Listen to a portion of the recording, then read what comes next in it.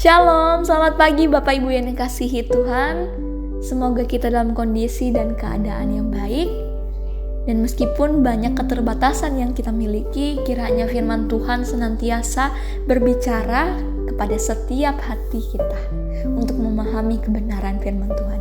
Hari ini kita akan merenungkan bagian dari firman Tuhan terambil di dalam Roma 12 ayat yang ke-9 hingga ayat yang ke-21. Namun saya akan membacakan beberapa bagiannya saja. Ayat yang ke-9, ayat ke-17, ayat 20 dan 21. Demikianlah firman Tuhan, kasihmu harus murni, bencilah yang jahat dan lakukanlah yang baik saja. Ayat yang ke-17, Bapak Ibu Saudara, jika ada orang yang bersalah kepadamu, jangan membalasnya. Berusahalah untuk melakukan yang dianggap baik. Kemudian ayat 20 hingga 21, tetapi kamu seharusnya melakukan hal ini, jika musuhmu lapar, berilah dia makan, jika musuhmu haus, berilah dia minum, dengan cara itu kamu membuatnya malu. Jangan biarkan kejahatan mengalahkanmu, kamu harus mengalahkan kejahatan dengan cara melakukan yang baik.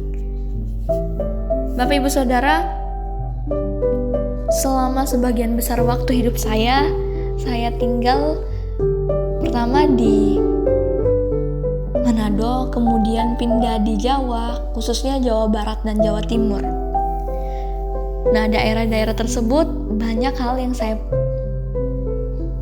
menurut saya pemandangan alam yang luar biasa yang gak tergantikan oleh hiruk pikuk kota. Khususnya di Jawa Timur, di daerah Lawang, Kediri, bahkan daerah Banyuwangi, saya mengalami hal yang luar biasa. Saya menemukan makna baru di balik kehidupan yang saya rasakan. Bahkan di tengah hiruk pikuk kota rasanya saya bebas memandangi alam yang luar biasa dari karya Tuhan. Bahkan gak jarang juga ketika hidup di kota, banyak fasilitas yang terpenuhi ataupun lengkap, dan hal-hal modern lainnya yang silih berganti datang bermunculan. Dan menurut saya hal itu memang wajar di kota besar. Bahkan pendidikan yang sangat bagus di sana. Dan saya bersyukur ada mengalami di daerah tersebut. Nah, begitupun berbeda juga halnya ketika bicara soal tingkat kriminal yang semakin naik. Bahkan kejahatan yang semakin banyak terjadi. Dan yang gak keduga lainnya, orang-orang terdekat kita pun, orang-orang yang kita kasihi pun melakukan tindak kejahatan, baik terhadap hati kita, terhadap orang yang kita kasihi, dan lain sebagainya. Hal-hal yang gak keduga terjadi, bahkan hal yang gak menyenangkan hati kita. Sehingga tindakan yang dipenuhi dengan niat yang salah pun terjadi. Pemahaman akan makna yang sesungguhnya sulit dipahami ketika seolah keadaannya berbeda dari apa yang kita bayangkan sebelumnya. Bapak Ibu Saudara, kejahatan dapat menjadi kain kafan keputusasaan yang menyelubungi kata apapun dalam kehidupan kita. Kata itu mungkin berupa nama seorang yang melukai hati kita yang sangat dalam, atau sebuah tempat di mana kita mengalami kegagalan, atau bahkan pengalaman ketika kita ditolak. Namun Bapak Ibu Saudara, ingatkah kita akan kasih Allah memiliki kekuatan yang dahsyat juga yang dapat memberi makna baru pada kata yang paling menyakitkan itu. Bapak Ibu Saudara, dalam Roma 12 Allah memberi kita penawar racun kejahatan yang sering kali berpaut dalam hati kita, melekat dalam hati kita, dan dalam dunia di sekitar kita.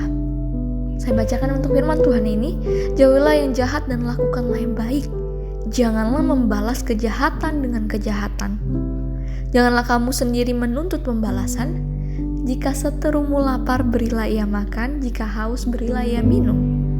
Janganlah kamu kalah terhadap kejahatan, tetapi kalahkan kejahatan dengan kebaikan. Wah, besar sekali makna yang ada dalam firman Tuhan. Setiap hal dalam kehidupan kita, Bapak Ibu Saudara, sebenarnya telah dirusak oleh kejahatan.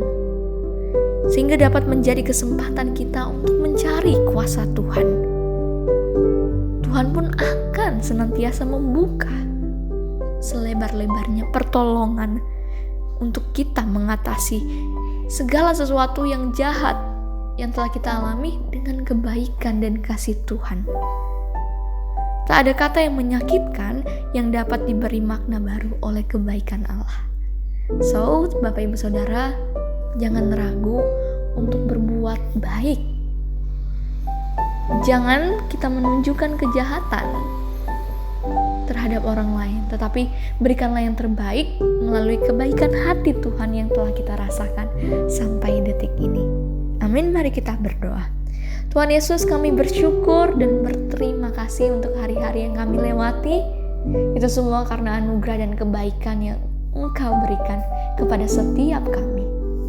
Kami pun bersedia Tuhan untuk melakukan segala kebaikan yang Engkau telah nyatakan. Dan kami tidak lagi memikirkan hal-hal duniawi untuk membalas segala kejahatan orang lain yang telah menyakiti kami. Tetapi kami percaya karena kasih dan penyertaan Engkau saja kami ada, begitupun kami mengasihi sesama kami. Hanya inilah doa dan permohonan kami, di dalam nama Yesus Kristus kami berdoa dan mengucap syukur. Amin. Selamat beraktivitas, Tuhan Yesus memberkati Bapak Ibu Saudara sekalian.